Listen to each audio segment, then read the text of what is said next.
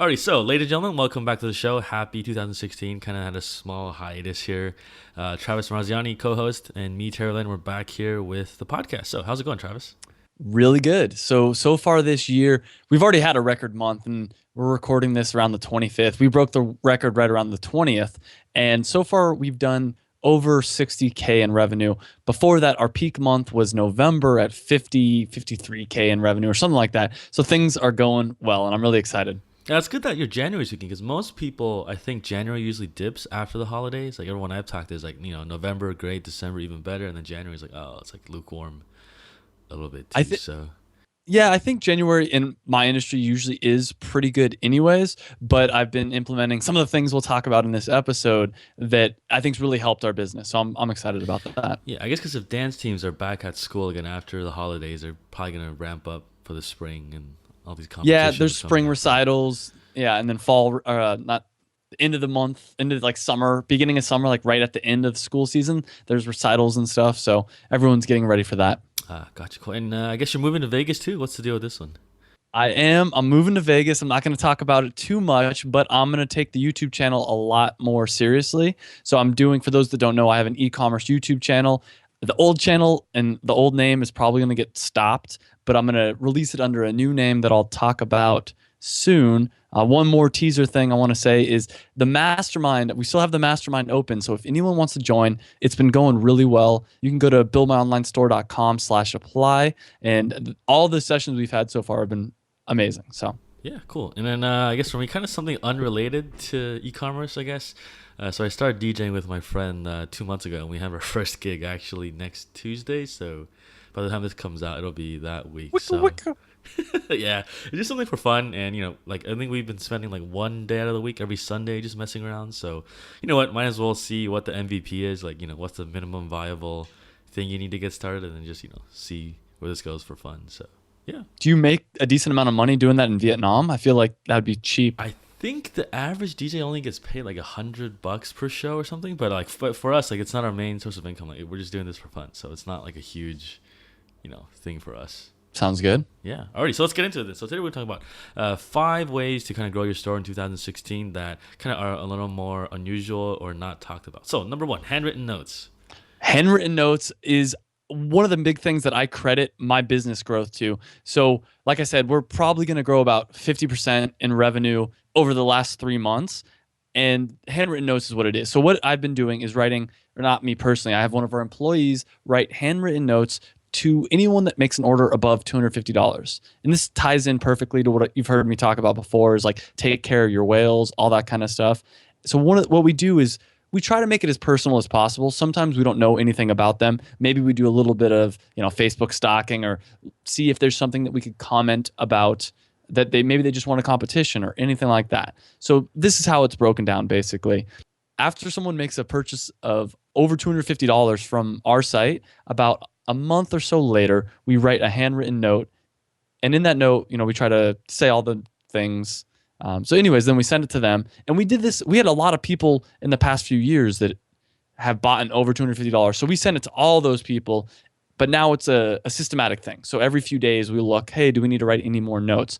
And it's worked. We've been getting people, no one's actually commented specifically to my knowledge about the card, but we've been getting way more repeat business. We also sometimes follow up with a phone interview or not interview, just a phone call and say, hey, want to make sure you liked everything. And we've gotten a surprising number of people that after we make that call on the spot say, oh, yeah, you guys are amazing. We want to place an order right now. So we're seeing that this is getting Wait, results. so you're seeing that the same people you send the cards to, their orders are coming in on the website with the same names, or Oh, just? yeah. I mean, they have the same customer ID and everything. Yeah. Oh, I see. I see. Cool. And like in the notes, like how long are these notes? Like there's like 2, 3 sentences, or Yeah, exactly. I mean, it's really just two or three sentences. I try to have our employees write something that is kind of different. It can't just be like, "Hey, thanks for the purchase.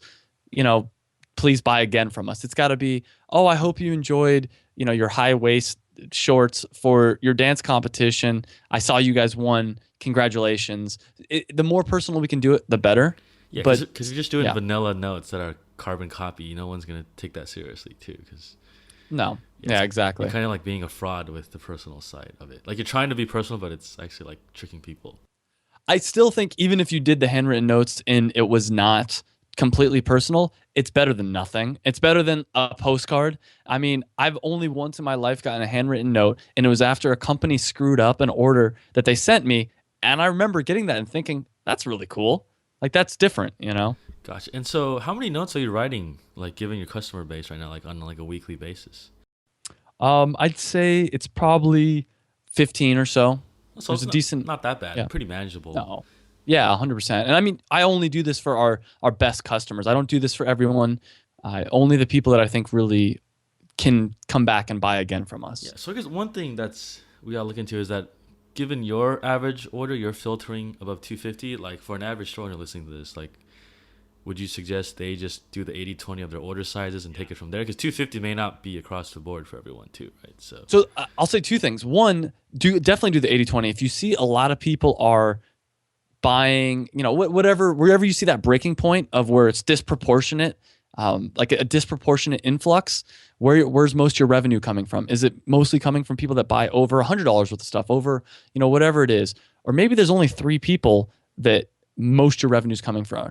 So that's the 80/20 analysis. The second thing I'll say, and I really, really believe this, if you're just starting off and you don't have that many sales, pick up the phone, call them and say, hey, thank you for your order. It means a lot.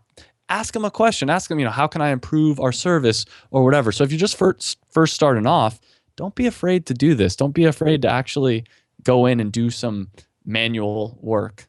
you notice that if people are willing to give you their money already, they're not that agnostic to talking to you. Actually, like if they went to that step already, like usually it's not like as long as you're not annoying them. Yeah, I mean, I think it's one thing if you call and say, "Hey, can you reorder again?" It's a completely different thing if you say, "Hey, I'm Terry from ballerwallets.com, and I just wanted to say, thanks for the purchase, but I had a quick question about whatever." And I think most people, if I got a call like that, I'd be like, "Oh, cool! Like this is the owner of the company that I just spent, $50 with." Yeah, I got a minute or two. But if you try to start selling me something, I'm like, no, I'm busy. Whatever. All right, so that's handwritten notes. We're pretty straightforward. So I guess the summary is to look at your order history, see where the 80/20 is, where most of the revenue is coming from. Is it from a certain type of group of people? Are they bundling stuff, whatever? And then see what makes sense for you to start writing handwritten notes too. So next one, PLA. So I guess we talked about PLAs before, but little more unorthodox strategy here we're going to go over. So I guess what you had was every product should have its own ad group. So why is this? That is one of the biggest mistakes I see people make when they have a PLA. They start their own product listing or Google Shopping ads. Every product should have its own ad group for a few different reasons.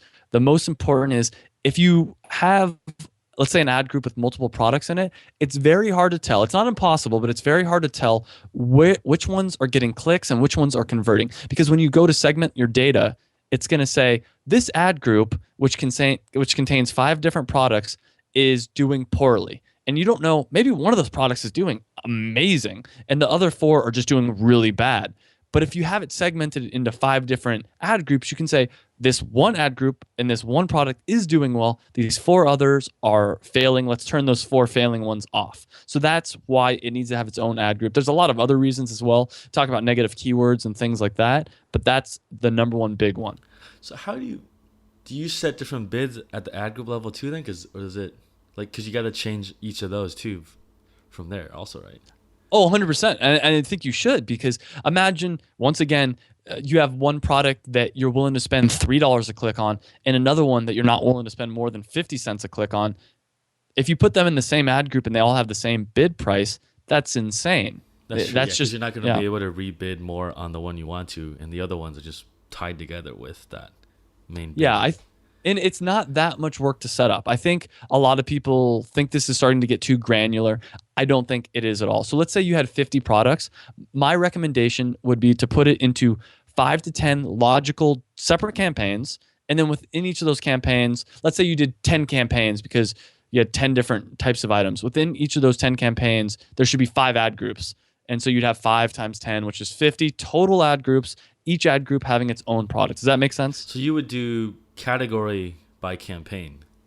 Your product category is the campaign level, but your ad group is the product level for each ad. Exactly.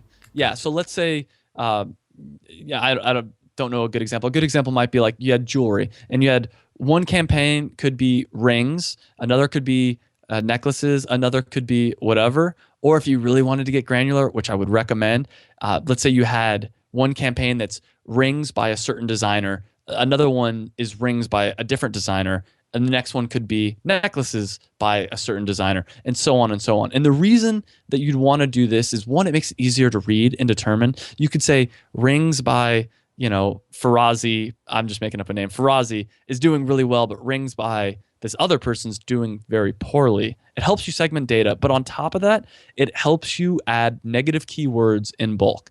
And this, I know this for a lot of people listening, this starts to get a little bit much for a podcast, but are you following me so far? Yeah, so you're saying you can be more surgical with your negative keywords based on the product instead of bundling it with a whole group of things too, right? Yes, exactly. I mean, if you have 50 ad groups, for instance, under one campaign, that's harder to read and manage. If you have five ad groups under under 10 different campaigns, it's much easier to read. It's much easier to like organize and search through things. There's just a lot of benefits to that. Because you're basically looking at a product list essentially when you're looking at all your ad groups. Yes, exactly. Gotcha. So I guess if you were to set this up in each ad group, you would use the product ID to separate this, or how would you? Yeah. So the way you do it, and I'll make when I do eventually do the YouTube channel, which will hopefully be soon, I'll make a video on this more detail. But basically, within the ad group, you add the product ID, and it'll create a separate little line item, and then it'll say that ID, and then it'll also the other line will say everything else. Go to the everything else, click on the bid price, and you'll be able to click exclude. At which point, the only product that ad group will show is the one that you want it to show. Gotcha. So you're choosing one, excluding everything else, but you do this you just go through each product and you exclude everything else in each ad group, yeah. Essentially. All right. It should only take you, let's say, an hour, maybe two tops if you have a lot of items, but it's the best ROI on your time because it's actually going to give you like actionable data. Gotcha. All right, cool. Yeah, we'll take a look at this later. I just think like if some people have like 1,000 products, it's gonna take like a whole week to set this up. No, so there's two things I'd say. You can do a lot of this in bulk. So you can do it within the ads manager, or what's the name of it? The AdWords editor. Oh, some the of it offline one you can download. The AdWords yeah, editor? I mean, you can't do as much as I'd like because you can't actually add the products. But you know what? Worst case scenario, hire a VA for a few hours to do this because it's pretty basic plug and play type stuff. But there are a few other shortcuts I can talk about. The one other thing before we move on, I want to talk about though with PLAs is that you need to add tons of negative keywords. I've been doing some PLA consulting for a couple different people, and I've noticed by far, in my opinion, their number one mistake is they don't have enough negative keywords. I'll say the number two mistake actually though, other than what we already talked about, is get rid of the mobile bid adjustment. Take the mobile bid adjustment and make it so it's zero, so negative 100%, and make it so it's only on desktops. Yeah, I did that too, because it's mobile. I don't think anyone's really going to look on Google for that. Or even if they're good, they're going back on the desktop and look at it too. So yeah, and if you do want to do that, make it a separate campaign that's only targeting mobile. I do want to say, actually, one more thing before we move on. I am looking to start helping do some consulting for people with product listing ads, and eventually, this is another little teaser, an info product about this, meaning like, actually how to set it up. So if that's something you guys are interested in, email me, travis@buildmyonlinestore.com. Yeah, so one thing I had to double check too is for negative keywords, I've been using exact match for some clients, but I'm not sure if I should be moving to phrase just to cover more ground. Like, what do you do on this side? It depends, right? Like, so for me, I might use exact match on yellow pants if I'm advertising yellow dance pants, but I wouldn't do phrase match because people might say yellow pants for dance. So that scares me a little bit, but play the numbers. You can see the list of all your different search results that match for your the dimensions keyword tab, right? Basically. Yeah, exactly. Yeah, and so I'd export that and determine if you were to do phrase match, would it help you or hurt you? And it's a little bit more, it's complicated to explain over a podcast. I guess the safest way is to do exact. And if you have things that are cropping up in the dimensions search terms, you can then add that back in rather than being phrase match, just blocking everything that actually might have something that could have converted, right?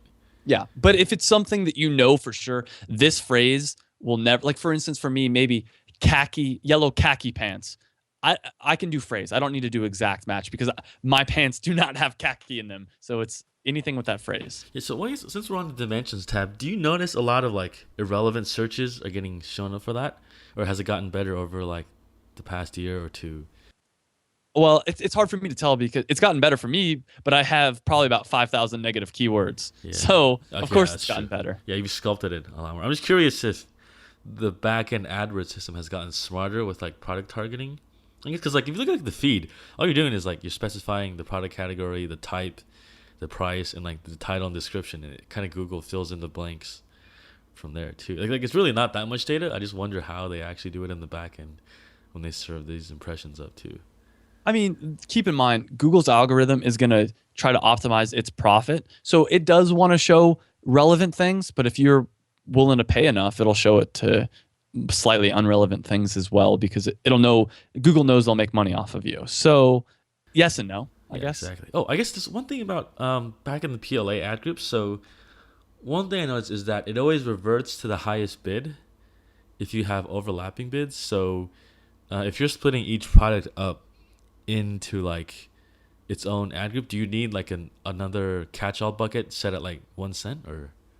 I do personally, but my catch-all bucket. So for those people that don't know what Terry just was talking about, so you have let's say 50 different ad groups with 50 different products, and then you could have another ad group that's specifically a catch-all, meaning that any product will potentially show up for that ad group. And the only reason that I personally have that is so if I forgot to create an ad group for one of the products, it'll show up there, and I'll see I'm getting a lot of clicks, and I will do it. That's kind of up to you. It depends. It also depends on how surgical you want to be and things like that.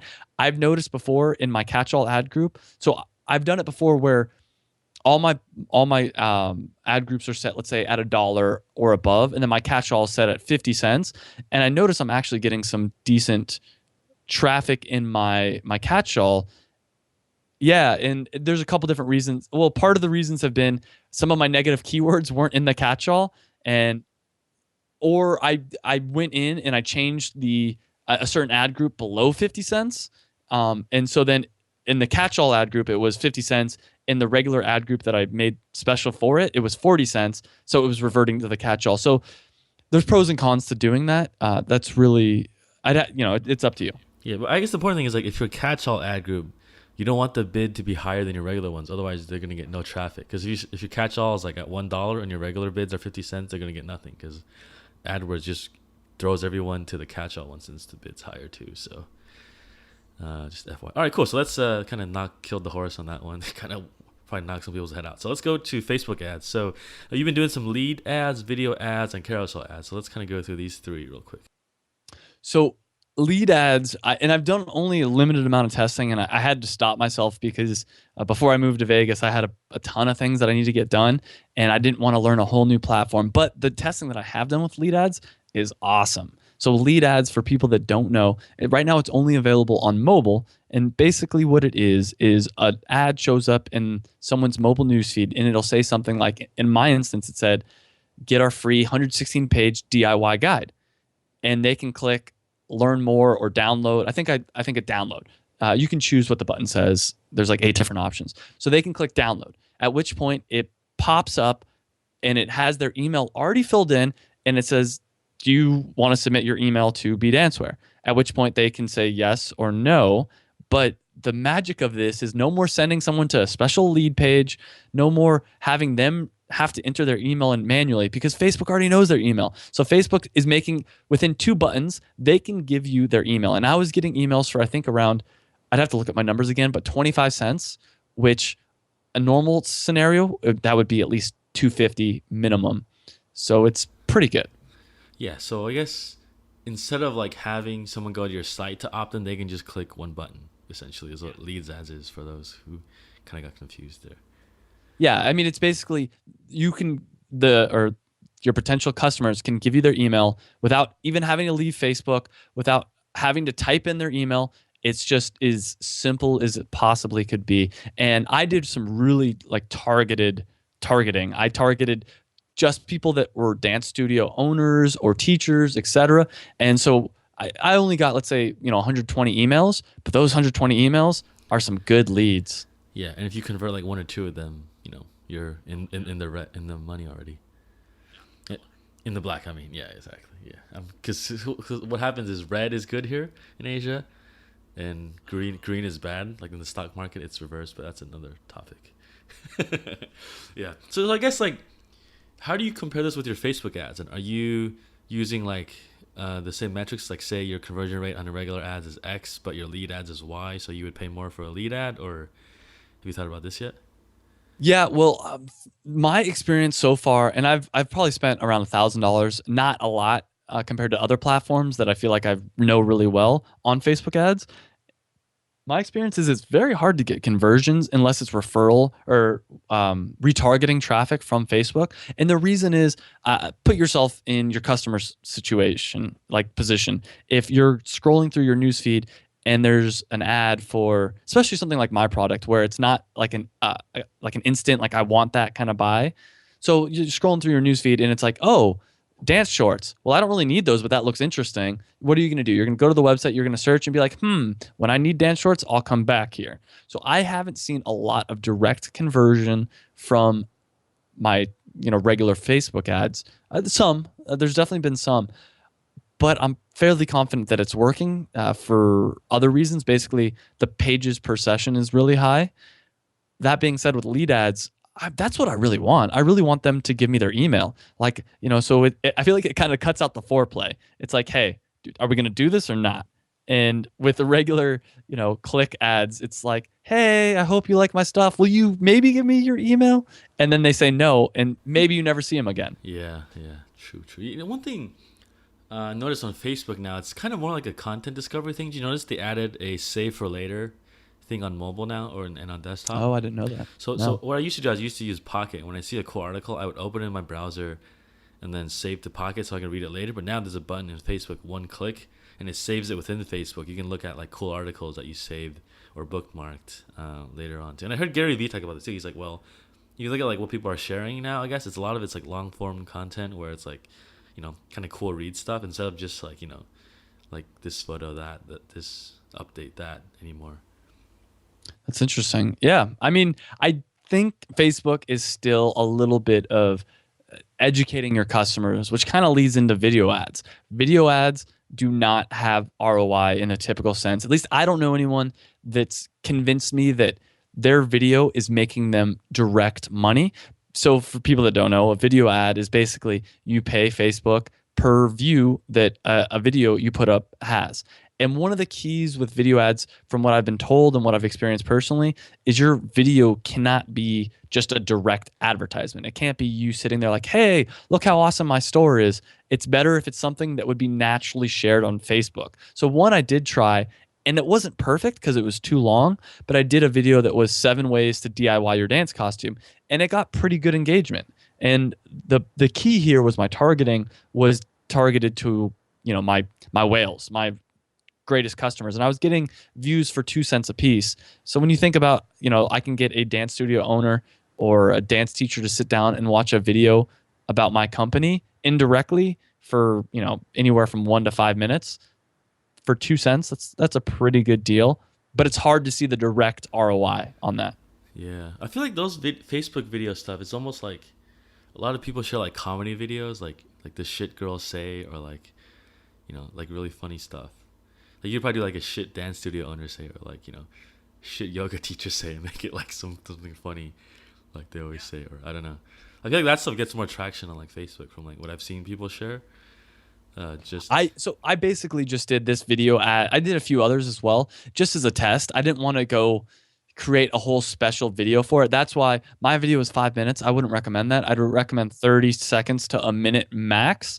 But it's not even just about necessarily, it doesn't necessarily just have to be hilarious. It could be educational or interesting, but it has to fit your demographic. yeah, exactly. Yeah, I just think funny stuff on Facebook seems to work better because everyone's just kind of like looking for a dopamine hit That's true. here or Yeah, there. I But mean, yeah, uh, that's true. who knows? We'll see. All right, so let's move on to carousel ads. So carousel ads, if you haven't seen them, when you're on the mobile, usually, or even on desktop too, it's like it'll be a ad, but then you can scroll sideways and see like more product photos too, basically.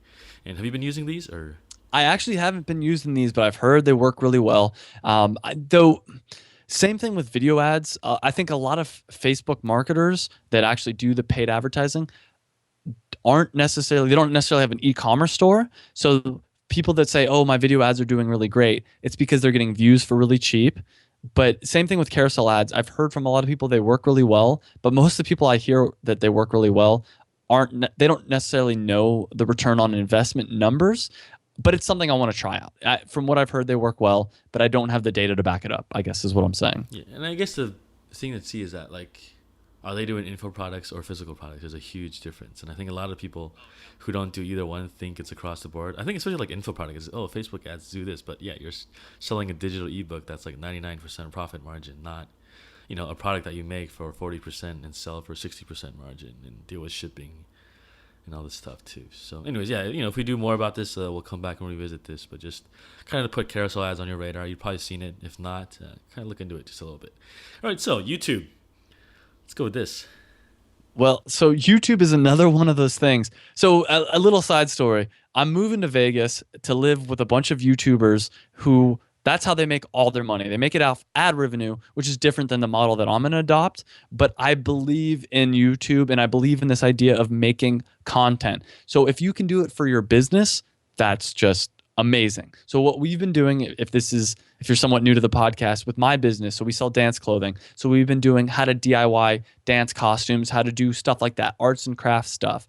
We've gotten a tremendous amount of people calling us up and talking to my mom and saying, "Oh my God, is this Cindy, the lady from the YouTube channel?" Yeah, and so it not only does it make a connection with their users, but I'll say this too. So I think we're getting around 800 or something like that views a day on our Facebook throughout all our different videos. My website is getting probably around the same number and maybe even less actually. And I spend, $100 a day driving traffic. Plus I've had this website for 3 years. The YouTube channel, we don't put a lot of effort. I mean, we do put some effort into it, but compared to the amount of effort I've put into trying to get people to my website, it's insane. You can get views on YouTube so much easier than you can get views on your website. It's the second largest search engine in the world. Google's number one, then YouTube, then probably like Bing or Yahoo. I don't know. One of those other weird ones. There's no reason in my mind not to start making videos unless you have a really weird niche, I guess. Yeah, like some weird adult niche. That's probably If you have easy. a weird adult niche, then you could probably make some good videos and it You would probably work. could. Actually, there was a lady I had her when I first started the podcast. She said her most popular product was like some butt plug, and it had like 80,000 views. You see? I mean, that's free. That's free marketing. Yeah, exactly. You just go super niche, right? So, and so I guess bring it back to something serious. So when you're looking at YouTube, your focus is referral traffic, right? Not watch time, or because I guess your revenue generation is different. Because like most people, I think who do ad revenue models, they want people to watch the whole video, right? Whereas like you just want people to go to your site. Is that something you track with? No, you know what? So I'd say there's two things. My focus is to make this YouTube the best darn YouTube channel that it can be. But what I do try to do as well is at the end, we have if you want to get our full DIY guide, go to bdancer.com/DIY guide or something like that. And it has a link in there. That's an extra to me. My focus is making it the best darn YouTube channel that it can be. And naturally, the second will follow. I think too many marketers look at YouTube, look at everything for that matter. But YouTube, let's say specifically, they try to say, how can I get as many people to my website as possible? That'll come. I mean, I think the focus should be, how can I make this the most subscribers or the most watch time or the whatever? And then it's the jab, jab, jab, right hook. It's like give, give, give. And then you can ask for something when you have 10,000 viewers or subscribers, you know? Yeah, yeah, understood. Because like if you have nothing like, so you're asking to go to third base on the first date when you haven't even met yet, or stuff like that. Yeah. Right? And that being said, I'm not against people. And in fact, I highly encourage, if you are going to start a YouTube channel, have some kind of lead capture at the end. Say, hey, if you want to, first off, at the end of your video, definitely tell people to subscribe. A lot of YouTube channels don't do that. That's just dumb, in my opinion. You should have a little outro that's, hey, subscribe to my video.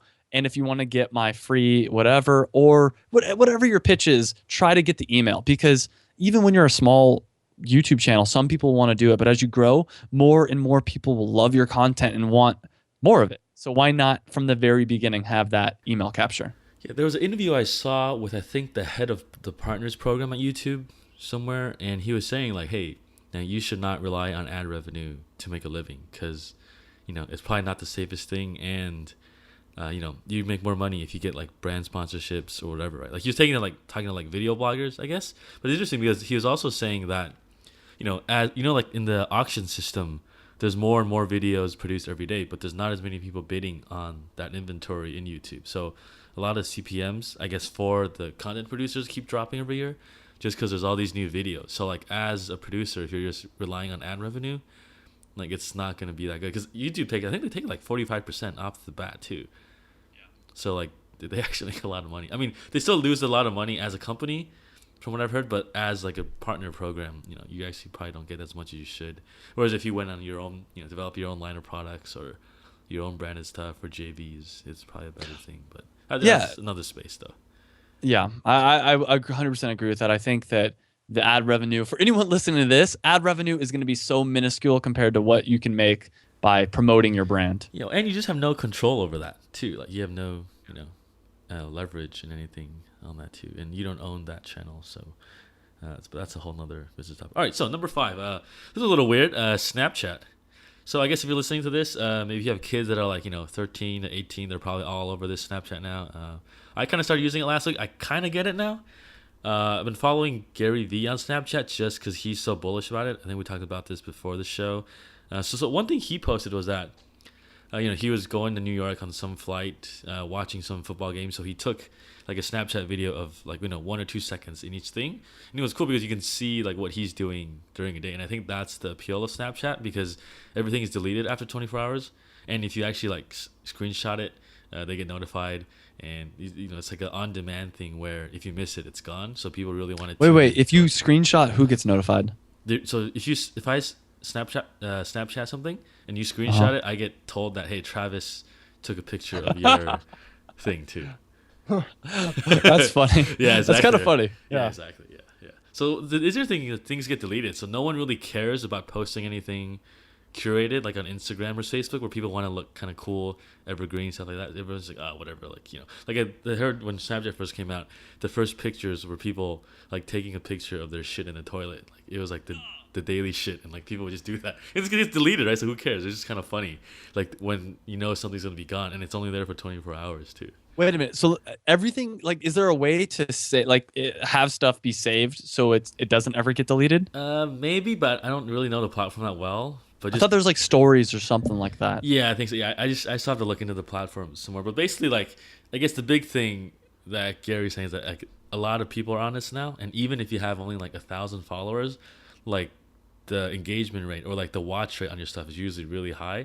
Whereas like if you're on Twitter, like to get 1,000 people to see your tweet, it's like impossible unless you have like 100,000 followers because there's so much noise on Twitter now too. Whereas like Snapchat, and you can't really like spam add people or anything. You have to use it by the snap code or like their username. So basically, like if someone follows you, like they want to follow you. They can't just discover you somehow. In most cases, so pretty That is, interesting. and that's one of the things I was listening to some Gary Vee as well, and he said that's one of the big things people have a marketer specifically have a hard time with Snapchat is there's no natural organic way to find out like you can't like in Twitter you can use hashtags and people can find out about your company or you can like comment on other people's tweets and they can find out about your company. It doesn't work like that in Snapchat. So yeah. Yeah, I think the way to do it is you would tease people with the content, like say, hey, today I'm doing this, I'm eating this, or like whatever, right? And then you would save that video and post it on somewhere else and be, hey, if you want to see more of this, go to my Snapchat. Instead of just being like, hey, follow me, here's my snap code, blah, blah, blah. And in case you don't know what a snap code is, it's that yellow ghost thing with your picture on it and it has those dots. It's just like a QR code for your profile, basically. Why is that? So why use that versus the username? Like, can't I just tell people, beat answer on Snapchat? Yeah, well, they could just look at the picture and then scan it on their phone. Basically, they could save that image and then Snapchat can add it. I guess it's a little bit easier, but if you have like a super long username or you can't remember or stuff like that too. So, but interesting. I see some people make that their profile picture now. You notice that? They want to, yeah, like they'll make their snap code or Instagram their snap code. So it's kind of interesting to see how everyone's kind of trying to drive people there too. So this is one of those things that I know I need to do. I really don't want to do because I don't need another thing to learn, especially because my market is, the people, but my market is on this. It's, little girls dancing. They're definitely using Snapchat. Yeah, like every 13 to 17-year-old is pretty much on Snapchat now, from what I've gathered. Like that's in the U.S. because I play some games on the iPads, and I'll like ask these kids, hey, like I was gonna say, watch what you're saying here. yeah. I mean, I play like Clash of Clans, right? It's just like a simple kind of iPad game, and we have a lot of kids in that clan. I'm like, oh, so what's the deal with Snapchat? He's like, oh yeah, everyone's on this now because Facebook's not cool anymore because our parents are on it, and we just use Snapchat and Instagram basically. I wonder what's going to come out. So I just want to say this is a side tangent. Gary Vee also talks about how there's this pendulum swing. So people like things that are private, then they like things that are open. So originally it was like private forums, then it was like MySpace and Facebook. Now it's private again. I can't wait for it to be open again because I feel like that's a lot better for marketers for sure. But also it's just more my style. That's what I grew up And with. the thing is, like these platforms always change every 5 to 10 years. Like you look at like MySpace 10 years ago, it was so huge, and now it's like nothing, basically, Yeah. right? So it's like Facebook was really private when it first started and it was like super exclusive. Now it's for everyone and your grandma, literally. Yeah, but I guess the point is like to like be aware of where the attention shifts, because as a marketer, that's what you want, right? The attention, and if you can be ahead of the curve, more eyeballs for you down the line too. Alrighty, so I guess that's it for Snapchat. Anything else or? No, I just do want to reiterate, if you're interested in learning more about product listing ads, whether it's through consulting or you have questions, email me, Travis at buildmyonlinestore.com. Yeah, awesome. Yeah, I might have you look at my ad groups later once I get it set up. So, alrighty, cool. All right, I guess that's it for this week. We'll catch you guys next time. And nice, the internet's working again too. So I guess everyone listening, last week we tried to record, but actually in Vietnam here they had like a communist party election over the weekend. So I guess they were throttling the internet and we couldn't Skype last week, so there was no episode. So hope you guys enjoyed this, and we'll see you in 2 weeks. See you guys later.